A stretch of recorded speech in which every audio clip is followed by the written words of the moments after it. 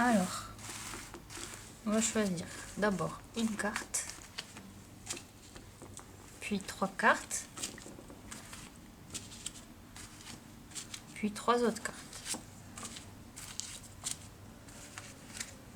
Ensuite, je range les autres.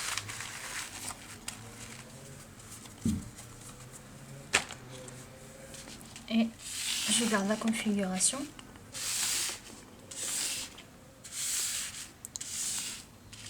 Et je les retourne dans les nommants.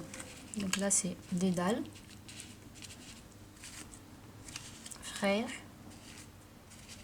Chronos, les Enfers, Némésis, Héphaïstos, enfin le forgeron, et Odin. Donc là, je vais en regrouper 2 entre elles. Pareil là. Et ces 2 là. Et maintenant, je vais devoir essayer de faire le lien entre les 2 cartes à chaque fois. Et à la fin, je ferai le lien entre toutes les cartes. Donc, les Enfers. C'est la carte qui représente l'Hadès, donc les enfers grecs, mais ça représente aussi le monde souterrain, le monde des ombres, le monde qui est après la mort, le monde des secrets, tout ce qui se passe sous la terre et dans le monde invisible. Et Freyr, il représente tout ce qui est germination, vie végétale, mouvement. Et donc là, le point commun entre les deux que je vais trouver, ça va être ce qui se crée sous la terre et qui grandit sous terre, en secret. Ensuite, on a Odin et Némésis. Alors, si j'ai pas d'idée, des fois j'essaie de trouver dans les dessins s'il y a quelque chose en commun. Bon, là il y a les éclairs, mais c'est parce que Odin, c'est le roi des dieux, et que Némésis représente une forme de justice divine. Après, le point commun, c'est l'œil noir de Odin et le bandeau sur les yeux de Némésis. Alors lui, c'est parce qu'il voit aussi bien tout ce qui est le monde diurne, c'est-à-dire tout ce qui se voit, tout ce qui fait partie de la raison, de ce qui est perceptible, et le monde de l'invisible qui est tout ce qui est la nuit, tout ce qui est caché, tout ce qui est énergie, enfin tout ce qui ne se voit pas.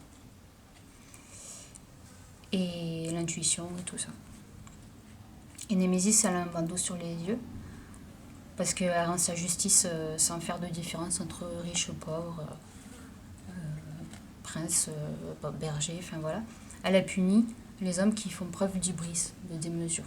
Enfin, en fait, qui ne respectent pas les lois divines. Et elle les poursuit, elle les chasse.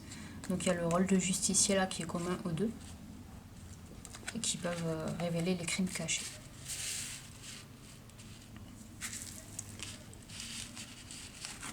Chronos et Héphaïstos, enfin le forgeron. Alors Chronos, lui, c'est le temps et l'éternité à la fois. Ce qu'il y a avant le monde et après. Ce qui se renouvelle sans cesse, qui représente tout ce qui est cycle, initiation, renaissance, tout ça. Héphaïstos, c'est celui qui forge. C'est celui qui maîtrise les énergies souterraines, qui maîtrise le feu qui est sous la terre, donc c'est le cœur de la terre en fait, et les énergies primordiales. Donc il y a une idée de création à partir du primordial dans les deux.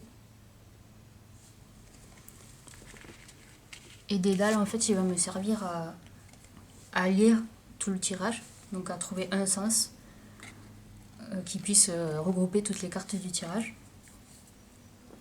Dédale, c'est l'architecte qui a construit le labyrinthe où est enfermé le Minotaure.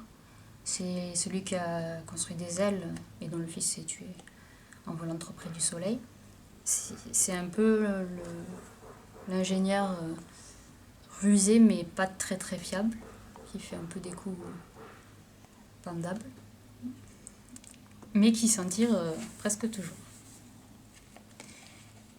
Et donc nous, dans notre idée, donc on va reprendre le thème qui était sur J2là, c'était ce qui germe sous la terre. Là, c'était